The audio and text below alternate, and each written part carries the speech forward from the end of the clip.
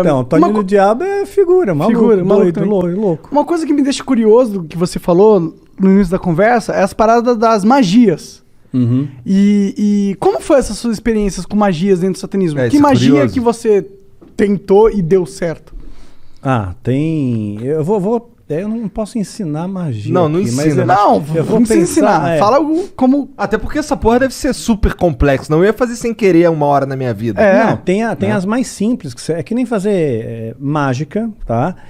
Mágica e magia, né? No começo você aprende a fazer um truque simples, de repente você está fazendo a pessoa levitar. Matar né? mesmo, os outros levitam. Eu duvido. Não levita. Tá. No truque, no ilusionismo. truque, tá. No ilusionismo, entendi. fazendo uma analogia Tá bom, aqui. tá bom. Então, no começo você aprende um troço truque de besta. carta, uma Aham. coisa de carta. Aí de repente você está fazendo alguém levitar. Entendi. Né? Então você Tipo, cresceu. não dá ali, pra tu você ficar invisível. Não dá pra ficar invisível. Mas tem alguma isso coisa sobrenatural realmente que você chegou a testemunhar? Ou algum ritual ou magia que promete algo que dizem que funciona, algo assim? Sim.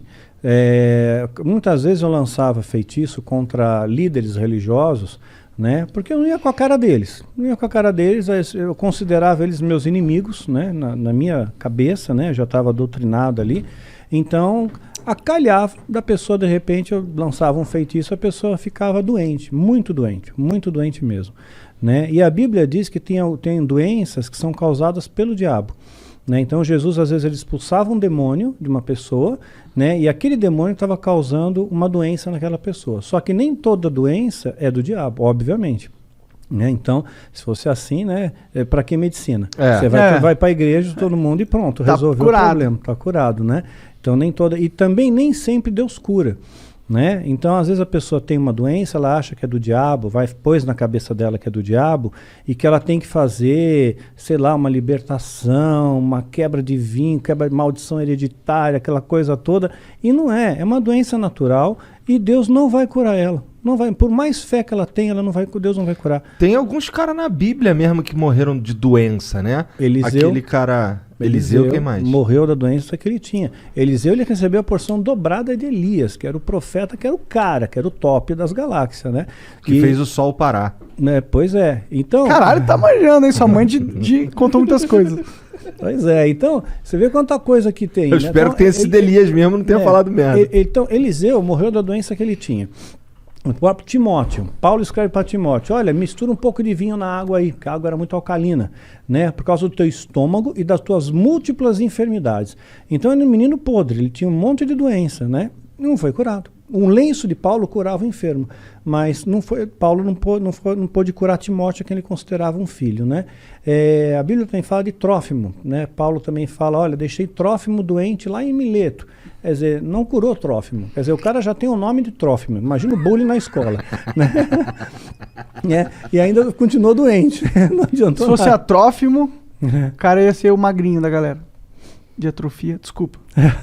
Tentei. Só vamos lá, Daniel. Só continua aí falando. Desculpa aí, Mas é. foi mal, cancela o Monark.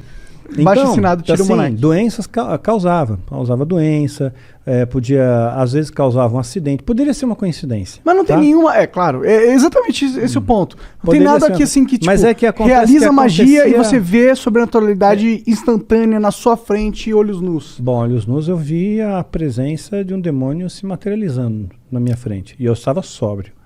Né? Duvido. Como é que é um demônio? Pois é, a ideia que nós temos de demônio, né, é chifre, escamas, né, Rabinho. rabo, Fogo né, saindo pelos exato, orifícios. né, o diabo todo vermelhão, né, saindo da sauna, assim. Que erótico. Pois é, né? Yeah.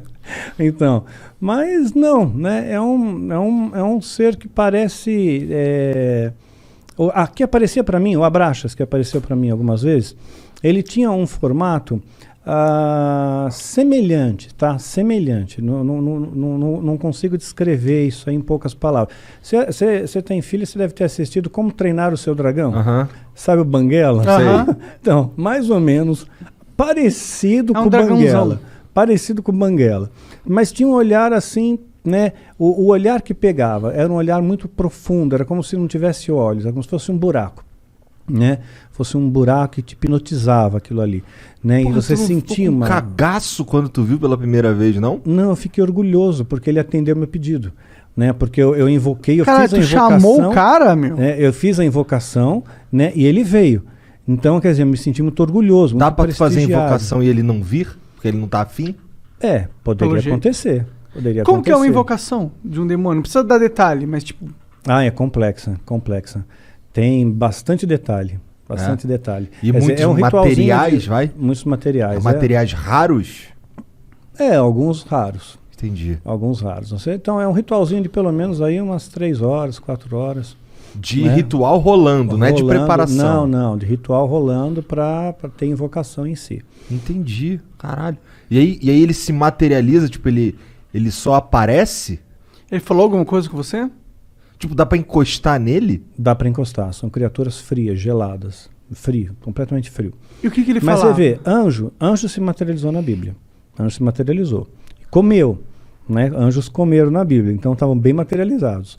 Né? Então, se os anjos, se demônios são anjos caídos, eles também podem se materializar, só que em circunstâncias ritualísticas. Por exemplo, um demônio não pode se materializar aqui. Né? Um anjo poderia, Deus poderia permitir que o anjo viesse aqui, mas um demônio não. Só dentro de um sistema ritual, tem que ter um ritual para ele vir. Tem que ser tudo bem preparado. Porque eles estão aprisionados, de certa forma? São aprisionados, sim, eles são limitados. Né? Eles não podem fazer o que eles querem também da Veneta. Né? Eles têm as suas fronteiras de ação. Por exemplo, eles não podem tocar num cristão verdadeiro. Né? Verdadeiro não pode, a não ser que Deus permita, no caso de Jó. Né? Então Satanás pediu para tocar, tocou e Jó não blasfemou contra Deus. Jó foi um cara que se fudeu pra cacete, né? Muito, se lascou pra caramba. Ficou doente, tudo, né? Ficou doente, perdeu dinheiro, família, tudo. Morreu todo mundo, ele Exatamente. Ficou sozinho. E mesmo raspava assim, as pereba com telha, exato, né? com telha, exatamente. E no final Deus recompensa ele, né? E ele no final, Jó chega a dizer, antes eu conhecia a Deus de ouvir falar, agora eu vejo com os meus olhos, né? Então... Maldiçoa teu Deus e morre. Exato, é isso mesmo. Os amigos de Jó, né, que vinham lá, largavam o pau que tá em cima dele. Então, às vezes Deus permite que essas coisas aconteçam. Então, teve gente que já falou para mim, falou, Daniel, perdeu teu filho, perdeu teu esposo, isso aí foi rechaçado pelo satanismo. Eu não vejo dessa maneira. Rechaçado em que sentido? O satanismo está me atacando com feitiço, com magia e causou esses efeitos, né? Mas eu não vejo assim. Não? Não, de forma alguma. Eu vejo assim como coisas que Deus permite, que as pessoas morrem no mundo. Né? Isso acontece, né? Então as pessoas têm depressão, né? Então aconteceu, eu vejo como uma fatalidade. E mesmo se fosse no caso como Jó, né? Vamos supor que o demônio tivesse pedido permissão para Deus, olha, deixa eu tocar lá no Daniel, né? Porque vamos ver se realmente ele segura a onda, vamos ver se ele é cristão de verdade, vamos ver se ele não vai se rebelar contra Deus, né? Depois se eu tirar dele o que ele tem de mais precioso, né? Que era o meu filho, né? Principalmente, né? Então tirou. Aí eu nunca me rebelei, nunca questionei a Deus, nunca briguei com Deus, né? Eu sempre costumo fazer a oração que Jesus nos ensinou como modelo do Pai Nosso, né? E dentro dessa oração está escrito, olha, Pai, seja feita a tua vontade, assim na terra como no céu. Né? E essa é a minha oração, seja feita a sua vontade, não é a minha, é a tua. Se a tua vontade é essa, que a minha esposa partisse naquele dia 30 de maio, pronto, é 30 de maio, é o dia que Deus escolheu. Né? Então eu descanso nele, ok?